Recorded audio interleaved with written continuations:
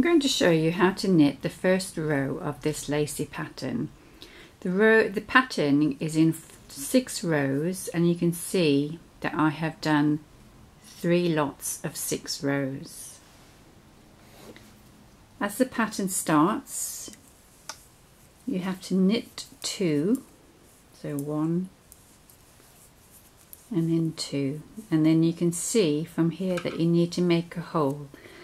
So you bring your wool to the front of your knit work as if you're going to do a purl stitch, and then what we have to do, we slip the next stitch. So that just means taking it off the left hand needle and slipping it onto the right hand needle, and then we go in knitwise to the next stitch, and as we knit that one, you can see that the wool that we brought to the front will act as a stitch.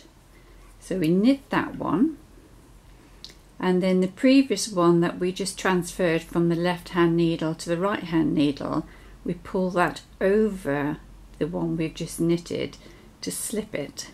So that's the wool that was at the front, and that has now taken the place of the stitch that we've slipped over the knitted one, and as a result of that you get this little hole there. Then the pattern says to knit 3,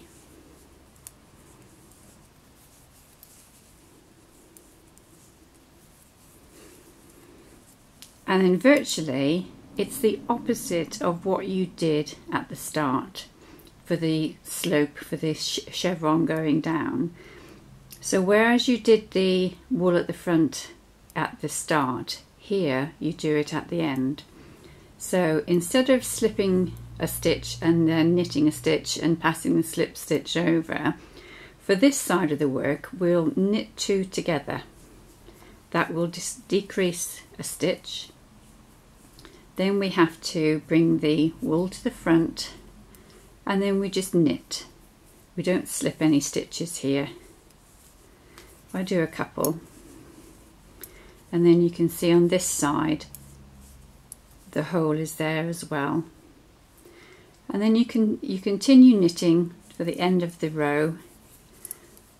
All the even rows are purl, and then you would have to, for the next row, you'd have to knit 3, but you'd only knit 1 there, and that's how you read a knitting pattern.